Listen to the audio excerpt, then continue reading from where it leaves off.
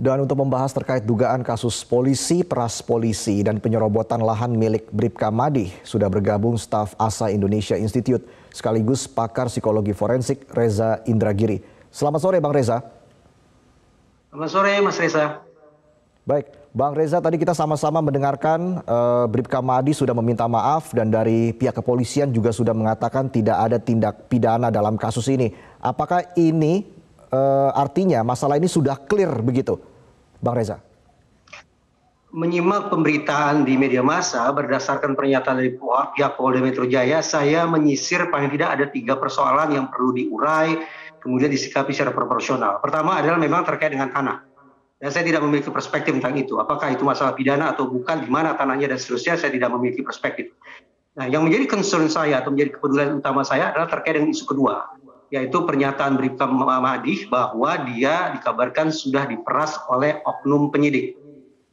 Kalau peristiwa itu betul-betul ada ataupun tidak ada, ini sangat-sangat penting untuk diinvestigasi oleh pihak kepolisian. Kenapa? Karena ketika situasi saat ini menunjukkan betapa masyarakat sangat kritis terhadap otoritas kepolisian, maka adanya tanda-tanda whistleblowing semacam ini atau peniup fluid semacam ini harus ditindaklanjuti secara serius. Kenapa? Karena acap kali penyimpangan yang dilakukan oleh personil polisi secara umum dilakukan di ruang yang tertutup. Hanya diketahui oleh sesama personil saja. Jadi ketika kemudian ada seorang personil polisi yaitu Bribka Madi mengatakan bahwa dia sudah diperas sedemikian rupa oleh oknum penyidik, ini seolah-olah menjadi sebuah informasi yang otentik, informasi yang orisinal, informasi yang tidak lagi diragukan keasliannya oleh masyarakat. Nah, karena ini menyangkut sekali lagi bagaimana reputasi Polri di mata publik, maka sudah pada isu kedua ini, yaitu terkait dengan dugaan polisi, peras polisi juga harus diurai. Itu yang kedua. Isu yang ketiga adalah terkait dengan sekonyong-konyong di pemberitaan muncul narasi bahwa Bribka Madi ini pernah melakukan KDRT. Saya mempertanyakan mengapa sekonyong-konyong narasi ini dimunculkan oleh pihak Polda Metro Jaya. Tak pelak saya teringat pada peristiwa yang berlangsung pada bulan Oktober tahun 2022. Saat itu ada seorang anggota Polri juga dengan pangkat Aibda yang menulis sarang pungli di tembok Polres Luwu, Sulawesi Selatan. Namun tidak terpaut jauh setelah berita itu menggamparkan di publik, muncul informasi bahwa Aibda bersangkutan disebut memiliki gangguan jiwa. Munculnya berita-berita yang sekonyong-konyong negatif itulah, baik pada kasus Aibda di Luwu maupun pada kasus Madi di Jakarta ini, yang memunculkan spekulasi apakah ini merupakan bentuk retaliasi. Apakah ini merupakan serangan balik dari otoritas tempat mereka bekerja yang tidak begitu bahagia dengan adanya informasi-informasi negatif dalam kurung whistleblowing yang diutarakan oleh personil mereka sendiri. Tapi Anda menilai ini ada indikasi ke arah serangan balik tadi ya, karena ini terkait dengan pelaporan kode etik, begitu pelanggaran kode etik yang dikatakan oleh pihak kepolisian. Anda melihat ada indikasi ke arah sana, ada indikasi ke serangan balik dari pihak kepolisian kepada Bribka Madi, Bang Reza? Tentu saja harus disisir, harus didalami satu persatu. Kita tidak bisa pukul rata. Tapi paling tidak berdasarkan studi yang cukup banyak dilakukan di sekian banyak organisasi, termasuk di organisasi kepolisian, paling tidak dari sudut pandang keilmuan saya memiliki alasan untuk membangun spekulasi bahwa adakah kemungkinan ini merupakan bentuk serangan balik dari otoritas yang tidak begitu bahagia dengan adanya whistleblowing atau whistleblower di antara mereka. Sekali lagi ini harus diinvestigasi. Kalau ternyata ini bukan whistleblowing, hanya sebuah informasi mengada-ngada, maka patut kiranya kepada pembual tersebut untuk dijatuhi sanksi. Tetapi sebaliknya, kalau informasi whistleblowing tersebut adalah ada, nyata, dan tidak direkayasa, maka tentu saja otoritas kepolisian juga harus bekerja lebih jauh untuk melakukan pembenahan secara internal. Tapi setelah pihak kepolisian mengatakan bahwa jelas tidak ada tindak pidana di sini dan juga mengatakan bahwa Bribka Madi tidak konsisten soal laporan sengketa tanah ini, sejauh mana Anda melihat bahwa Bribka Madi ini masih berstatus ataupun masih dianggap sebagai whistleblower, Bang Reza? Tadi saya katakan ada 3 persoalan yang harus diurai terkait dengan tanah dan segala macam. Apakah itu bersangkut dengan pidana atau bukan? Saya tidak memiliki perspektif tentang itu. Tetapi whistleblowing adalah hal ihwal terkait dengan bagaimana ada anggota sebuah organisasi yang mengemukakan kebobrokan yang ada di organisasi tempatnya bekerja. Nah, ini merupakan masalah penting. Terlebih tadi saya katakan ketika masyarakat menaruh pandangan yang sedemikian miring terhadap otoritas kepolisian, adanya informasi dari dalam tentang indikasi penyimpangan semacam itu tentu saja tidak bisa dipandang sebagai informasi yang sepele. Harus didalami, harus dipastikan apakah informasi whistleblowing itu benar adanya atau hanya bualan belaka. Artinya dari 3 poin yang Anda sampaikan tadi, apakah kita bisa mengeliminir terkait dengan sengketa tanah setelah polisi mengatakan bahwa kasus ini tidak ada tindak pidana dan juga Bribka Madi sudah meminta maaf begitu. Artinya tinggal 2 poin lagi yang akan diusut begitu oleh pihak kepolisian. Artinya apakah seperti itu, Bang Reza? Sampai sore tadi ketika saya mencoba menelusuri pemberitaan online, saya masih belum menemukan adanya informasi di media massa terkait benar tidaknya adanya oknum penyidik yang melakukan pemerasan terhadap Bribka Madi. Itu yang pertama. Dan yang kedua, saya juga masih belum mendapatkan informasi yang terang benderang mengapa tiba-tiba terhadap Bribka Madi dimunculkan kembali narasi tentang bahwa yang bersangkutan memiliki problem etik karena dikabarkan pernah melakukan KDRT. Nah, 2 hal yang menurut saya tampaknya berkaitan itu harus dijernihkan. Karena kalau tidak akan ada kesan bahwa ini tadi saya katakan tanda-tanda merupakan serangan balik bagi siapapun yang kemudian berani-beraninya untuk menjadi whistleblower. Ini harus diungkap dan kemudian hasil ungkapannya disampaikan kepada publik.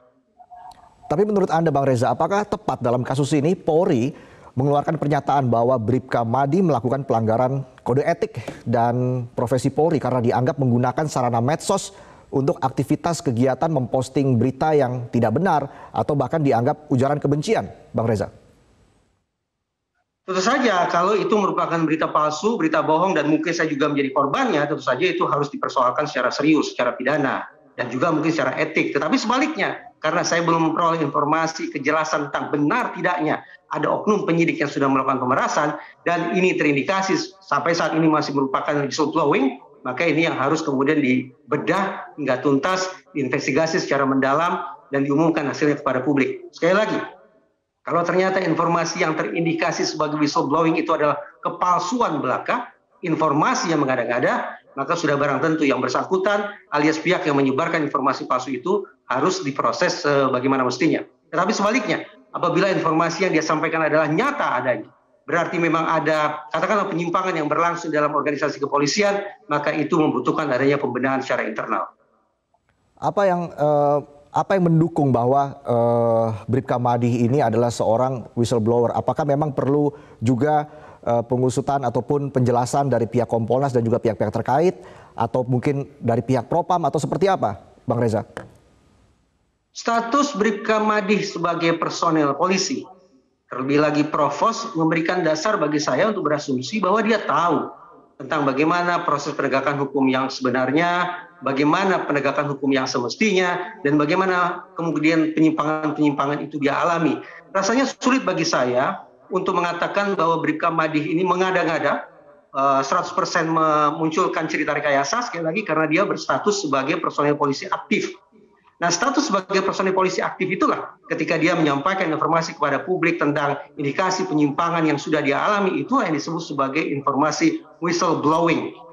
Yang bersangkutan boleh jadi bisa disebut sebagai whistleblower alias peniup peluit.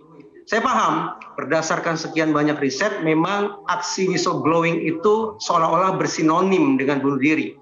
Karena kebanyakan orang tidak suka dibuka aibnya. Apalagi di organisasi penegakan hukum ada yang namanya jiwa korsa, yang harus saya katakan sebagai jiwa korsa menyimpang, yaitu kode senyap atau code of silence. Kode senyap atau code of silence itu mengharuskan seluruh anggota untuk tutup mulut terhadap segala macam kesalahan atau aib yang dilakukan oleh sesama kolega, sesama sejawat. Alhasil, kalau ada anggota korps yang justru buka suara tentang penyimpangan, itu akan dianggap sebagai musuh, itu dia akan dianggap sebagai pembangkang yang kemudian harus dilakukan serangan balik, katakanlah demikian. Tapi sekali lagi, saya memilih untuk tidak a priori mengatakan apakah sudah terjadi atau sebatas rekayasa belaka informasi dari Bribka Madi tentang adanya oknum penyidik yang melakukan pemerasan. Silakan itu diinvestigasi. Apakah menurut Anda hingga akhirnya kasus ini viral begitu di media sosial karena Bribka Madi memang sudah ibaratnya tidak mendapat support begitu ya di lingkungan internalnya untuk mengusut kasus tanah ini? Tapi jangan dijawab dulu, Bang Reza. Sesaat lagi Prime Time News akan kembali. Kita kembali berbincang dengan Bang Reza. Bang Reza, kita tahu kasus ini viral di media sosial sehingga akhirnya polisi harus menanggapi kasus ini begitu. Anda melihat ada motivasi tertentu tidak dari Bribka Madi sehingga membuat kasus ini menjadi viral di media sosial, Bang Reza? Karena dalam beberapa kasus sebelumnya kan kita melihat kasus yang viral di media sosial lalu polisi turun tangan menangani hal ini. Menurut Anda Kapolri perlu turun tangan tidak menangani kasus ini, Bang Reza? Tentu saja memberikan perhatian harus sebagaimana perhatian yang disampaikan langsung oleh Kapolri terkait dengan coretan sarang pungli di gedung Polres Luwu yang tadi sempat saya sampaikan. Tetapi tentu saja bentuk perhatian dari Kapolri tidak harus berupa turun tangan secara langsung, harus menugaskan para bawahannya, para anggotanya untuk melakukan penyelidikan lebih jauh terhadap kemungkinan adanya informasi whistleblowing tersebut. Nah, satu catatan yang penting untuk kita pahami tentang mengapa kemudian dari organisasi muncul whistleblower adalah tadi sempat saya katakan, karena di organisasi lembaga penegakan hukum misalnya ada jiwa korsa menyimpang yang ditandai oleh kecenderungan anggota untuk menutup-nutupi kesalahan sesama sejawat mereka. Nah, whistleblower bisa kita pandang sebagai orang yang sesungguhnya punya etikat baik, yaitu orang yang mengedepankan kesetiaannya pada sumpah jabatan ketimbang pada kesetiakawanan yang menyimpang. Itu sesungguhnya posisi yang sangat penting untuk diberikan kepada para whistleblower. Bahkan ingin saya katakan, akan sangat baik kiranya sebagai bentuk pembenahan diri, akan sangat baik apabila otoritas penegakan hukum kita termasuk Polri juga membudidayakan adanya kebiasaan atau kultur whistleblowing tersebut. Kenapa? Tadi sempat saya sampaikan bahwa ketika terjadi penyimpangan yang dilakukan oleh anggota personil polisi, maka besar kemungkinan penyimpangan itu diketahui lebih-lebih oleh sesama anggota polisi sendiri. Ini menuntut adanya whistleblowing, menuntut adanya whistleblower agar kemudian penyimpangan-penyimpangan itu bisa dikoreksi. Oke, Bang Reza, kasus sengketa lahan ini kan sudah mangkrak selama 11 tahun begitu ya, Bang Reza. Apalagi dalam kasus ini yang viral adalah soal polisi memeras polisi. Sampai saat ini kita juga belum tahu ini terkait dengan kasus ini duduk perkaranya seperti apa. Apakah memang Bang Reza mencium ada ketidakprofesionalan polisi dalam kasus ini sehingga harus menunggu 11 tahun sejak laporan pertama. Sehingga akhirnya juga Bribka Madi harus membuat kasus ini viral di media sosial, Bang Reza? Seingat saya negara kita ini sudah membentuk sekian banyak satuan-satuan khusus yang saya tafsirkan sebagai bentuk respon negara terhadap situasi yang dari hari ke hari kian menunjukkan kegentingan. Pertama misalnya lewat peraturan presiden dibentuklah Satgas Saber Pungli, Satgas Sapu Bersih Pungli. Kemudian juga kita kenal adanya Satgas Anti Mafia Tanah dan sejenisnya. Sekali lagi, pembentukan satuan-satuan ad interim dengan tugas ad hoc semacam itu mengindikasikan bahwa negara memposisikan masalah pungli, memposisikan masalah penyerobotan tanah, mafia tanah, dan sejenisnya sebagai masalah yang serius harus ditindaklanjuti. Karena kita asumsikan kedua masalah tersebut sebagai masalah yang serius harus ditindaklanjuti, maka tentu kita berharap, atau paling tidak saya berharap, ada sebuah deadline yang definitif ketika sebuah kasus mulai ditangani oleh aparat terkait, misalnya oleh pihak kepolisian. Bahwa ada kasus yang terkesan berlarut-larut, hingga makan waktu tahunan bahkan belasan tahun, tentu justru bertolak belakang dengan spirit dari dibentuknya Satgas Saber Pungli, dibentuknya Satgas Anti Mafia Tanah dan sejenisnya. Oke, baik. Bang Reza, menurut Anda apakah Anda melihat dari kasus Bribka Madi ini, apakah memang Bribka Madi menilai bahwa rekan-rekannya di kepolisian tidak profesional bahkan menghambat dirinya untuk mengungkap kasus ini sehingga Bribka Madi harus memilih media sosial begitu untuk membuat ini ramai menjadi viral begitu, Bang Reza? Rasa frustrasi karena ternyata ketaatan pada sumpah jabatan justru bisa beresiko tinggi dibandingkan dengan kesetiakawanan yang menyimpang. Itu yang menjadi alasan mengapa whistleblower muncul. Sekali lagi mereka frustrasi karena mereka katakanlah ingin hidup lurus, ingin bekerja secara profesional, ingin mengelak dari segala macam bentuk penyimpangan pengaruh teman-teman sejawat mereka, tetapi justru ini menjadi seperti senjata makan tuan. Nah, karena itulah sekali lagi akan sangat penting bagi otoritas penegakan hukum kita, terutama spesifik karena sekarang kita sedang berdiskusi tentang institusi kepolisian, sangat penting bagi Polri untuk menyemikan budaya atau kebiasaan whistleblowing.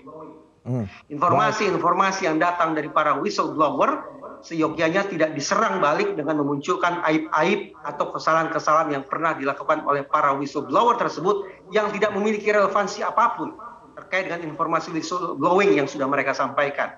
Nah, menghindari sikap a priori, tapi mengedepankan investigasi untuk pembenahan internal. Kita akan pantau kasus ini seperti apa. Sikap bijak tunggal yang harus dilakukan. Baik, terima kasih sudah berbagi perspektif bersama kami di Prime Time News, pakar psikologi forensik Reza Indragiri.